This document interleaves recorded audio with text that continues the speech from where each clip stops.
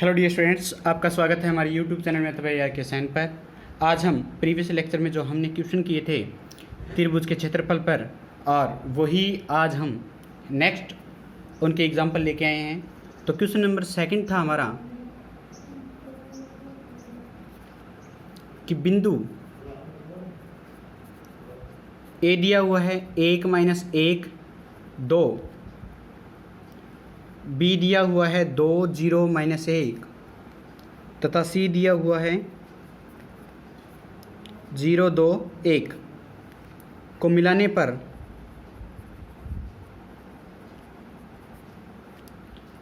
पर प्राप्त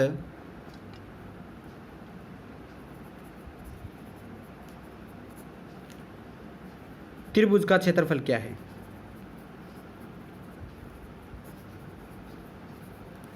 तो ये हमें त्रिभुज का क्षेत्रफल बताना था, और इसमें हमने क्या करना है कि ए दिया हुआ है और बी दिया हुआ है। तो ए बी जो वेक्टर आएगा वो क्या आएगा हमारे पास, 2 में से ए घटेगा आई, और 0 में से -1 घटेगा तो माइनस से +1, और -1 - 2 करेंगे तो हमारे पास के वेक्टर आएगा। ए सी निकालें तो हम सी में से ए को निकालेंगे, तो 0 - 1 करेंगे आई, और 2 में से -1 करेंगे, वो माइनस क्या हो जाएगा, +1 हो जाएगा जे, और 1 में से 2 घटाएंगे तो हमारे पास क्या हो जाएगा के। तो यहाँ से आंसर क्या आएगा, आई + जे और माइनस में 3 के, ये होगा। और यहाँ से -i 3j और प्लस में माइनस में के आएगा, यहाँ ये माइनस का बचेगा। तो अब हमें ए बी क्रॉस क्या करना है, ए सी करना है। तो i j k, और 1 1 - 3, यहाँ पे -1, यहाँ पे 3, यहाँ पे -1। अब इनको i के गुणा में करेंगे तो ये क्या आएगा, 1 की गुणा -1 के साथ, 3 की गुणा -3 के साथ करेंगे, और वो भी माइनस का, तो माइनस क्या हो जाएगा, प्लस का 9। माइनस की j, यहाँ पे इसको छोड़ेंगे तो -1, और इसकी गुणा करें तो माइनस प्लस का 3 हो जाएगा, लेकिन आगे क्या लगाना है, माइनस का। अब क्या करेंगे, प्लस का के, अब यहाँ से करें तो 3 गुणा में माइनस +1 हो जाएगा, तो 3 + में 1। तो डियर स्टूडेंट 8i, और ये माइनस का 4, माइनस क्या हो जाएगा, प्लस का 4j और 4k, तो ये अपने को मिल जाएगा। अब ए बी क्रॉस क्या करना है, ए सी का परिमाण निकालना है। तो परिमाण में क्या करेंगे, 8 का स्क्वायर 64, 4 का स्क्वायर 16, 4 का स्क्वायर 16, 16 16 32, और 64 कितना होता है हमारे पास, लगभग ये आंसर क्या होगा, जैसे इसको जोड़ दें तो हमारे पास ये 70 80 और ये 96 हो जाएगा। तो डियर स्टूडेंट 96 को ये होता है 16 छक्के 96, यही होगा। तो 16 गुणा में 6, और इसका रूट करें तो 4√6 बचता है, तो यह आंसर रहता है। और त्रिभुज का क्षेत्रफल ज्ञात करने के लिए क्या करते हैं, त्रिभुज ए बी सी का क्षेत्रफल क्या हो जाता है, 1/2 और ए बी क्रॉस है ए सी, तो ये हम चेक कर सकते हैं। तो 1/2 के गुणा में 4√6, तो 2√6 आपके पास वर्ग इकाई क्या हो जाएगा, क्षेत्रफल में मिल जाएगा। तो इस प्रकार से आप इसको निकाल सकते हैं। तो ये हमारे पास रिजल्ट रहेगा 2√6 वर्ग इकाई। अब जो हमारे पास इंपॉर्टेंट है, 4 बिंदुओं के लिए शर्त हैं कुछ एक, वो देखते हैं। 4 बिंदुओं के लिए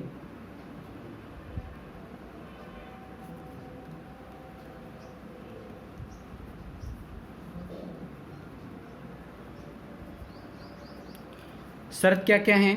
पहली शर्त है हमारे पास, यदि भुजाएं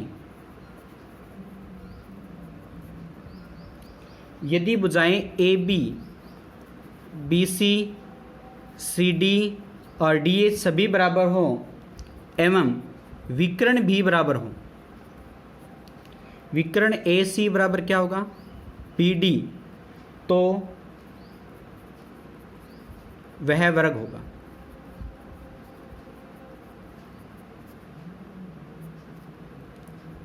2 नंबर में क्या होगा, यदि भुजाएं ए बी बराबर बी सी बराबर क्या होगा सी डी बराबर क्या होगा डी ए। एम विकर्ण क्या है, बराबर नहीं है। विकर्ण क्या है, ए सी बराबर नहीं है बी डी के। हो तो वो क्या हो जाएगी, वह समचतुर्भुज नहीं है।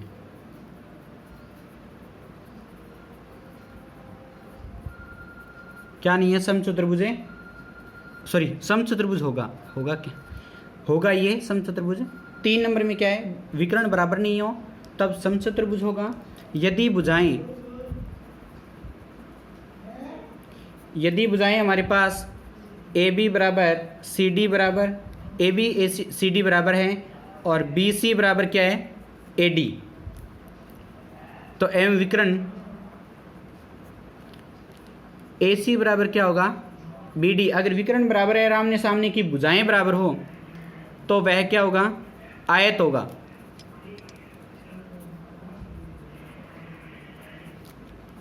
चार नंबर में देखते हैं, यदि भुजाएं ए बी बराबर सी डी और बी सी बराबर क्या होगा ए डी, एम विकर्ण क्या है, विकर्ण होगा ए सी बराबर नहीं है बी डी के, हो तो हमारे पास वह समांतर चतुर्भुज होगा। वह क्या होगा, समांतर चतुर्भुज होगा।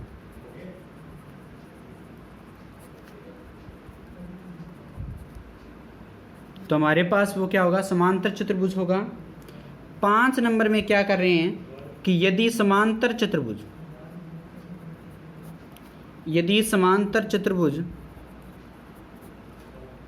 के 3 शीर्ष दिए हुए हों, के 3 शीर्ष दिए गए हों, तो चौथा शीर्ष,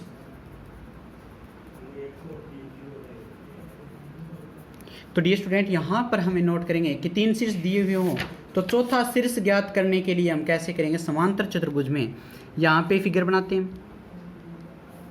ये हमारा समांतर चतुर्भुज है। मान लीजिए कि ए x1 y1 z1, बी मान लीजिए x2 y2 z2, सी मान लीजिए x3 y3 z3 और डी होगा अपने पास x4 y4 और z4। यहाँ पर x1 प्लस में x3 बराबर क्या होगा, x2 प्लस में x4, y1 प्लस में y3 होगा y2 प्लस में y4 और z1 प्लस में z3 होगा और वो z2 प्लस में z4। ये डी स्टूडेंट क्या होंगे आपके पास है, क्या होगा, ये आपस में विकर्ण के जो निर्देशांक दिए हुए हैं उनका जोड़, यानी कि ये इसका फार्मूला ये होता है कि विकर्ण आपस में मध्य बिंदु पर एक दूसरे को प्रतिच्छेद करते हैं। तो विकर्ण आपस में मध्य बिंदु पर प्रतिच्छेद करते हैं तो ये मध्य बिंदु होगा, 1:1 होगा, ये 1:1 होगा। तो अब आप क्या करेंगे कि x1 प्लस में x2/2, तो x1 प्लस में x3/2 और y1 प्लस में, जैसे हम ऐसे कर लेते हैं कि x1 प्लस में x4 प्लस में x2 का डिवाइड करें 2 से, तो इनके निर्देशांक बराबर होंगे ना यहाँ पे, तो ये x/2 तो कट जाएगा, तो x1 प्लस में x3 बराबर होगा x2 प्लस में x4। इसी प्रकार y1 प्लस में y3 बराबर क्या होगा, y2 प्लस में y4 और z1 प्लस में z3 बराबर होगा z2 प्लस में z4। तो डी स्टूडेंट इस प्रकार से हम देख सकते हैं कि ये दोनों आपस में बराबर होंगे, निर्देशांक हम बराबर लिख सकते हैं। नेक्स्ट करते हैं हम। तो डी स्टूडेंट क्वेश्चन नंबर 1 कर रहे हैं।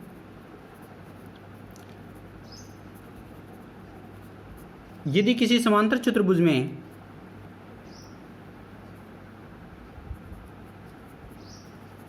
के शीर्ष दिए हुए हों, 0 0 0 O दिया हुआ है, P दिया हुआ है अपने पास 3 4 5 और Q दिया हुआ है अपने पास M N R, व R जो निर्देशांक है वो 1 1 1 हो, तो M प्लस में N प्लस में R का मान क्या है,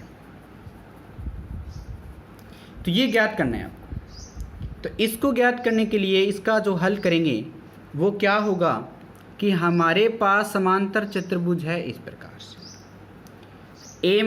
ओ मान लिया हमने 0 0 0, पी मान लिया 3 4 5, क्यू मान लिया M N R और R मान लिया 1 1 1, और इनके जो विकर्ण हैं, इनके जो मध्य बिंदु होंगे वो बराबर होंगे। तो हमें पता है कि x1 इसका जोड़ यानी कि m प्लस में 0, m प्लस में 0 किसके बराबर होगा? 1 प्लस में 3 के, तो m बराबर तो 4 होगा। और दूसरा क्या करेंगे, 0 प्लस में n बराबर होगा 1 प्लस में 4 यानी कि 5, तो n बराबर 5 आ जाएगा। अब देखो 0 प्लस में r करें और वो 1 प्लस में 5 यानी कि 6 के बराबर, तो r बराबर क्या होगा? 6।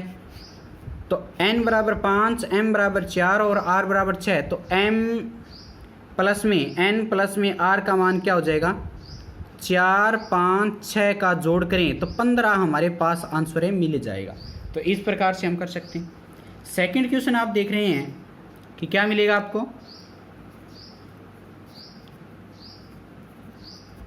कोई समचतुर्भुज है कि शीर्ष, आप यहां लिख सकते हैं समचतुर्भुज, समांतर चतुर्भुज सॉरी,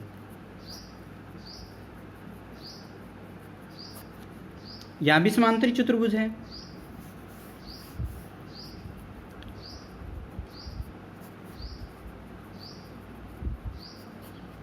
समांतर चतुर्भुज के शीर्ष दिए हुए हैं 3 - 1 2, 1 2 - 4 व -1 1 2 हो तो चौथा शीर्ष होगा।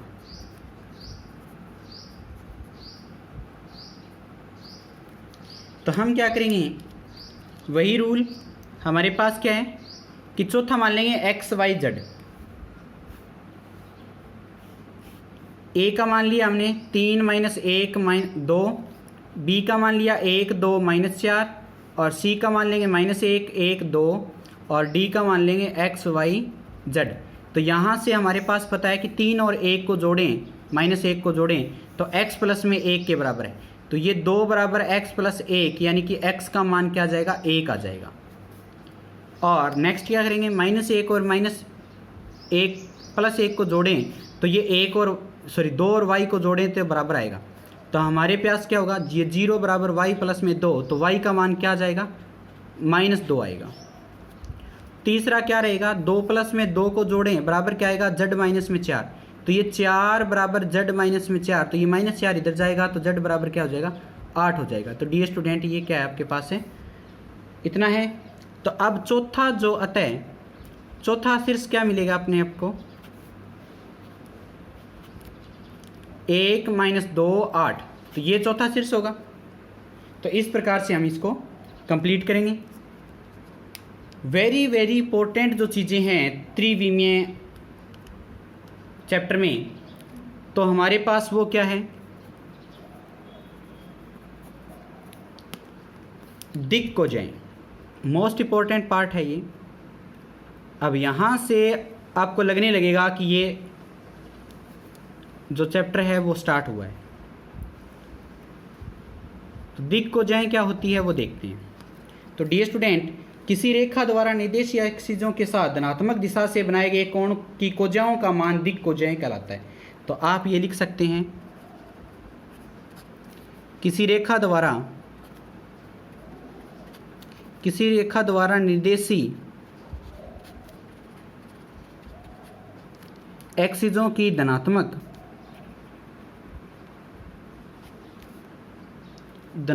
दिशा से बनाए गए कोण की कोज्या का मान क्या कहलाता है? दिक् कोज्या कहलाता है।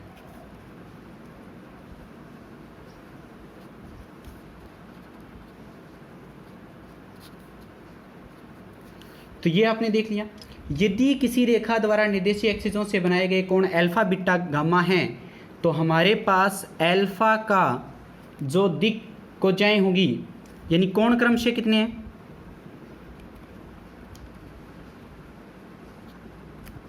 अल्फा बीटा गामा हो तो दिक कोजाएं क्या होगी,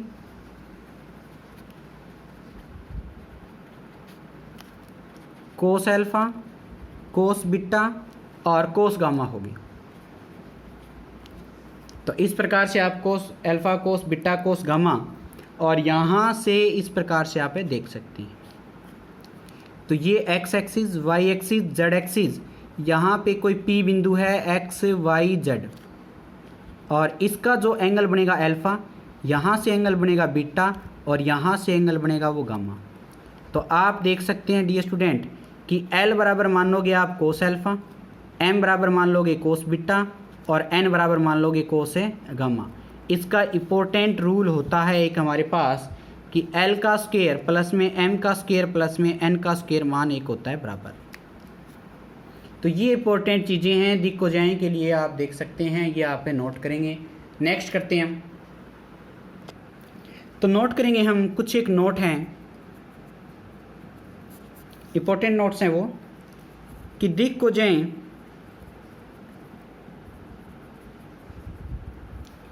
कि वर्गों का योगफल हमेशा एक होगा, कि वर्गों का योग एक होगा।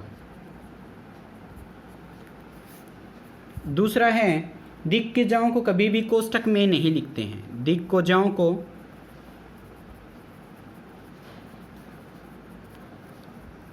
कभी भी कोष्ठक में नहीं लिखते।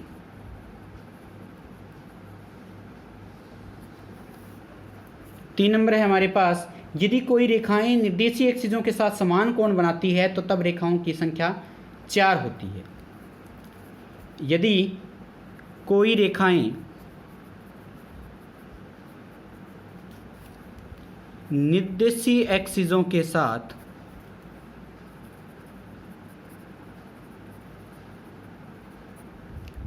समान कोण बनाए, समान कोण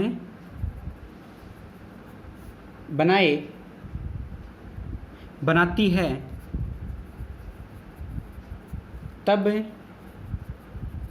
ऐसी रेखाओं की संख्या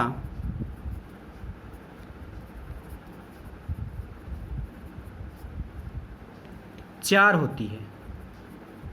ये इंपॉर्टेंट चीज़ है, ये पूछ भी ले जाती है कई बार। अब क्वेश्चन देखते हैं हम, क्वेश्चन नंबर 1,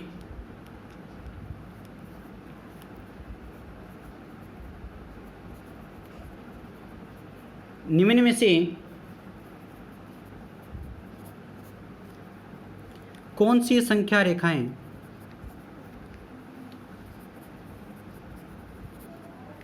रेखा की दिक कोजाएं नहीं हो सकती?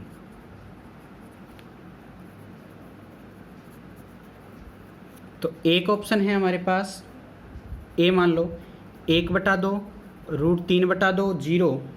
बी ऑप्शन है हमारे पास 0 - 1 0, और सी ऑप्शन है हमारे पास 1/√2 1/2 और √3/2। डी ऑप्शन है हमारे पास 1/√2 1/√2 0। तो यहाँ से देखेंगे कि दिक कोजाएं कौन सी होगी, जिनके वर्गों का योग 1 होता है। तो इसके वर्गों का योग ए देखें तो क्या होगा, 1/2 का स्क्वायर √3/2 का स्क्वायर और 0 का स्क्वायर करें तो आंसर क्या आता है, 1/4 3/4।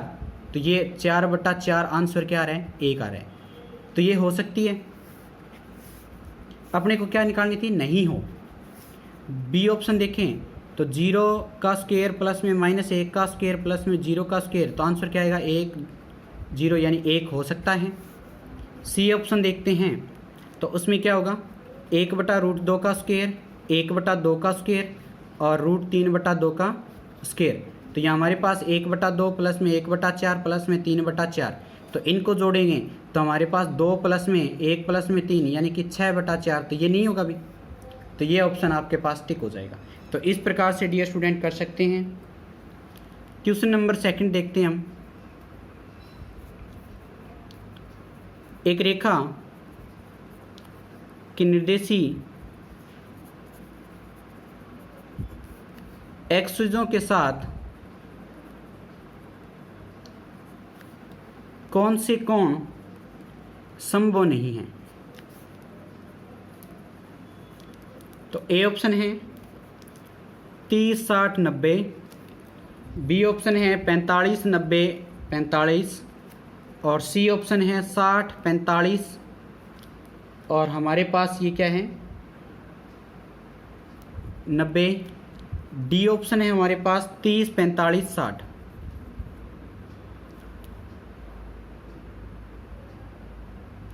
सॉरी, यहाँ पे कितना होगा?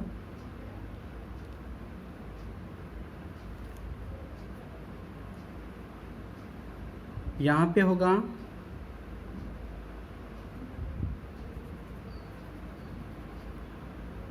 75 डिग्री। ये हो सकता है। तो हम देख रहे हैं कि संभव नहीं है। तो निर्देशित एक्सिसों के साथ कौन सा कोण संभव नहीं है? कौन सा कोण संभव नहीं होगा? जिनका इनका योग तीनों का 180 डिग्री होना चाहिए। तो इसमें हो रहा है, इसमें हो रहा है, इसमें हो रहा है, इसमें नहीं हो रहा। तो ये आंसर क्या हो जाएगा कि 180 डिग्री नहीं हो रहा। तो ये क्या हो जाएगा अपने पास? एक रेखा के निर्देशीय एक्सिसों के साथ है कोण इनका संभव नहीं है। तो डियर स्टूडेंट, ये आप कर सकते हैं। तो आज के लिए इतना काफ़ी है। जिस भी स्टूडेंट ने इस चैनल को सब्सक्राइब नहीं किया वह सब्सक्राइब कर लें, बेल आइकन को प्रेस कर लें ताकि नेक्स्ट वीडियो का नोटिफिकेशन आपको बहुत ही जल्दी मिल जाए। आज के लिए थैंक्स। जय हिंद, जय भारत।